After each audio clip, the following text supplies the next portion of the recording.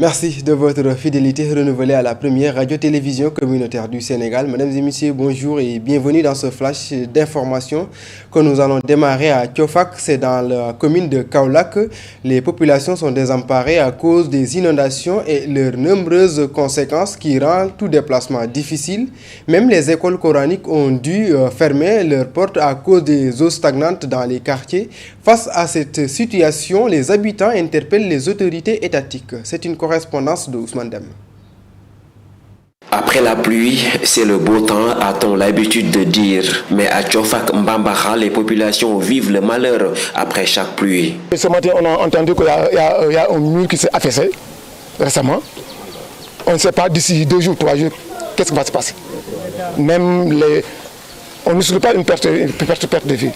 On ne le souhaite pas. Mais avec les enfants, tout est possible. Dans ce quartier, les populations ont le sentiment d'être laissées en rade. Elles vivent chaque année la même situation durant l'hivernage. Les écoles aussi ont fermé. Il y a une école qui est à côté de moi, les autres qui sont derrière. Donc toutes les écoles sont fermées. À cause de quoi? À cause des eaux. Donc il faut nous aider. On lance un appel au président Bassirou Diomaye. Comme solution provisoire, ces populations réclament des machines de pompage. La situation maintenant, la solution maintenant durable, c'est que nous voulons donc un canal. Parce que là, on ne peut pas vivre ça. Tous les ans, on vit la même chose, c'est pas normal. Donc, pour une solution durable, on vous propose donc de nous installer donc un canal. Sur ce, nous avons des propositions sur ça.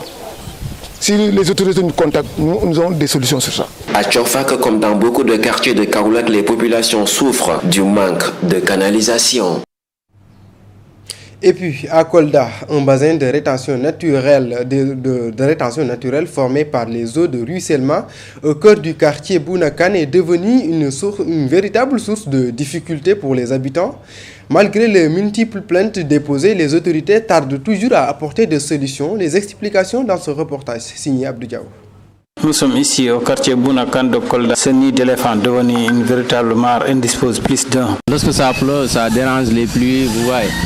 Ça dérange beaucoup. Il y a des inondations partout à Kolda, là. Des eaux usées, partout il y a de l'eau. Si ça pleut, il n'y a aucun Jakartaman, ni de chauffeur, conducteur de moto qui peut passer par là. Parce que la circulation est forcément bloquée. On s'ouvre de manière catégorique, on s'ouvre carrément. Parce que ça entraîne des maladies à travers la population qui se trouve auprès de cette inondation. En plus de tout cela, nous les Jakartamans, on a des problèmes. Parce que nos clients, une fois qu'ils viennent jusqu'ici, ils nous disent que non, ils ne peuvent pas passer par ici. Il va falloir qu'on fait des grands tours. C'est ce qui n'est pas du tout arrangeant pour nous. Ça fait maintenant des dizaines d'années qu'on souffre avec cette eau-là.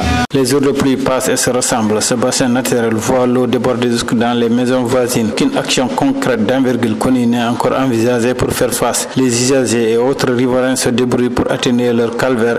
Les autorités doivent venir en aide, surtout ici au quartier Bounakan de Kolda. Ils doivent faire encore beaucoup mieux. Ils travaillent, mais ils doivent faire beaucoup, revoir les populations, surtout les quartiers inondés comme ici. Et il y a aussi dans des quartiers comme dans mon quartier à Sintia Idrissa, il y a une petite mare qui dérange aussi. À chaque fois, quand ça pleut, le restant ne passe pas. L'année dernière, on a essayé de creuser ici pour qu'une fois que cette eau vient, ça puisse dégager du tali et de la route pour que ça puisse aller de l'autre côté. Mais malheureusement, on a besoin des matériels et nous, on n'en possédons pas. Donc vraiment, on a besoin de l'aide. C'est dans ce contexte que les populations vivent depuis maintenant plusieurs années. Après les inondations, à présent l'environnement dans ce flash d'information, dans le cadre de la caravane écologie 2025, le ministre de l'Environnement et de la Transition écologique, Daouda Ngom, a lancé à Linguère la campagne de reboisement de la parcelle de Lagbar située dans la tracée de la muraille verte. Cette parcelle de 750 hectares accueillera 45 000 arbres et sera bientôt transformée en réserve naturelle avec l'introduction des animaux sauvages. Ces propos ont été recueillis par Mamadou Tchal. Notre venue aujourd'hui à Lagbar entre dans le cadre de la caravane écologique. Cette caravane écologique est une innovation de la campagne de reboisement 2025. Elle consiste à sillonner les 8 pôles territoires pour mobiliser les Sénégalais autour d'initiatives de reboisement, mais également pour sensibiliser les Sénégalais pour une citoyenneté écologique. Et nous sommes aujourd'hui ici à Labgar dans le tracé de la Grande Muraille Verte. La Grande Muraille Verte, je le rappelle, c'est une initiative panafricaine depuis 2008 et le Sénégal a joué un rôle important dans la mise en œuvre de cette Grande Muraille Verte.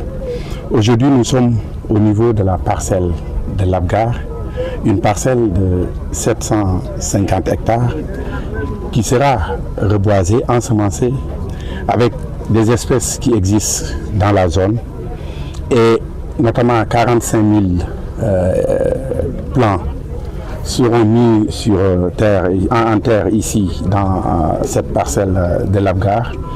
Et dans le long terme, cette parcelle sera érigée en réserve naturelle communautaire comme celle de Koili Alpha, où on introduira des animaux sauvages pour un peu restaurer la biodiversité. Toujours dans ce registre à Ngoye, c'est dans le département de Bambey, 12 producteurs exemplaires ont été récompensés pour leurs efforts dans la régénération naturelle assistée. L'Union régionale des associations paysannes et de Diourbel et en partenariat avec l'IDE Afrique ont remis des machines agricoles, une initiative inscrite dans le cadre d'un programme visant à revertir le Sahel et à lutter contre le changement climatique. C'est un reportage signé notre correspondant à Bambey, Malik Ning.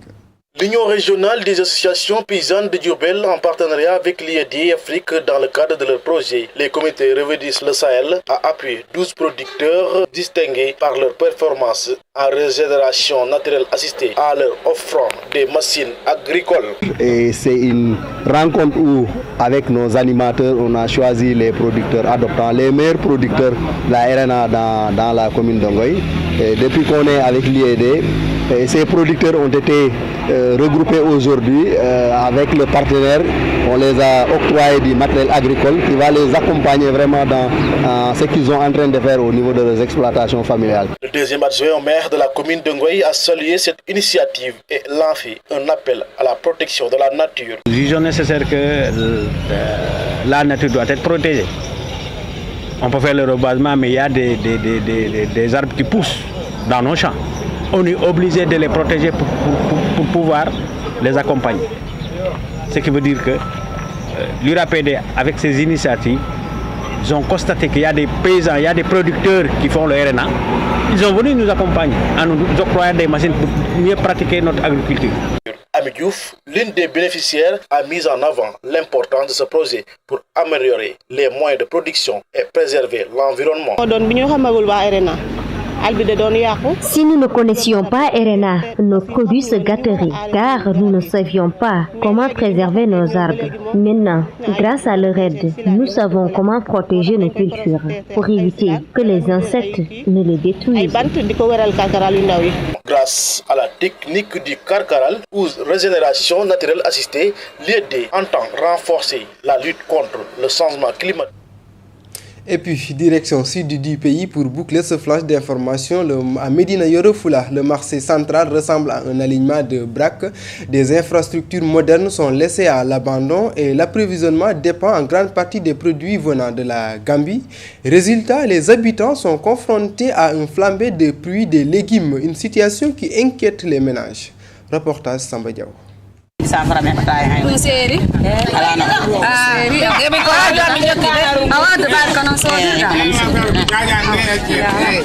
Ce sont des huttes qui tiennent lieu de marché principal de la capitale départementale de Médina Yoro Fula, une commune située à moins de 7 km de la frontière gambienne. Un marché à légumes, mais aussi beaucoup d'autres produits venant des voisins gambiens. La plupart de ces vendeuses ont choisi de bouder le marché construit un peu plus loin, pointant du doigt l'isolement de ce site.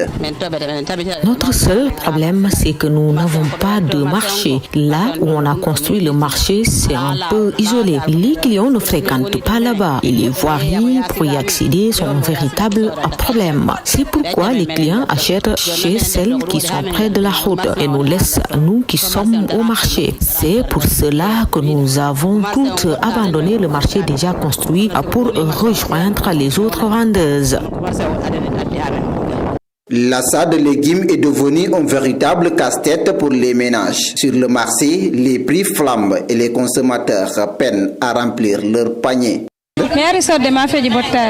Je suis venue acheter des légumes pour le repas de 14 heures. J'ai acheté des tomates, du jumbo, du poivre et des carottes. Mais les prix sont très élevés vraiment. Peut-être c'est parce que les légumes nous proviennent d'ailleurs, ce qui explique cette cherté. Parfois, ils viennent de la Gambie et si ces derniers n'amènent pas, on risque de ne pas avoir de légumes. On n'a pas d'espace pour faire des jardins. Nous demandons à l'État et à toutes les bonnes volonté de nous aider à avoir des jardins communautaires et surtout à nous aider face à la cherté de ces légumes.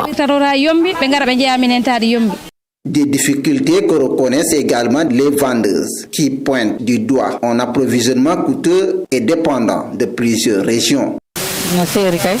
Les légumes sont un peu chers parce qu'ils nous proviennent de la Gambie, de Kolda, voire même de Dakar, ce qui explique la cherté. 1 kilogramme d'oignon coûte par exemple 600 francs CFA, le sac est à 9000, le manioc, le kilo est à 400 francs CFA. À Médina Yoro Fula, la cherté des légumes reste une préoccupation majeure pour la population. Entre approvisionnement lointain et manque d'infrastructures agricoles locales, les appels se multiplient. Pour des solutions durables, la mise en place de jardins communautaires pourrait être une réponse si les autorités acceptent d'accompagner l'initiative.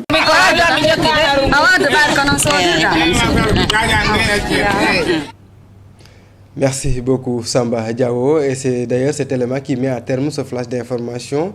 Tout à l'heure vous pourrez suivre la matinale communautaire en version poulard. Ça sera avec Aminata Abdoulaye Watt et Dianaba Omarso. Quant à moi je vous retrouve après pour l'édition en séeréer. D'ici là portez-vous bien.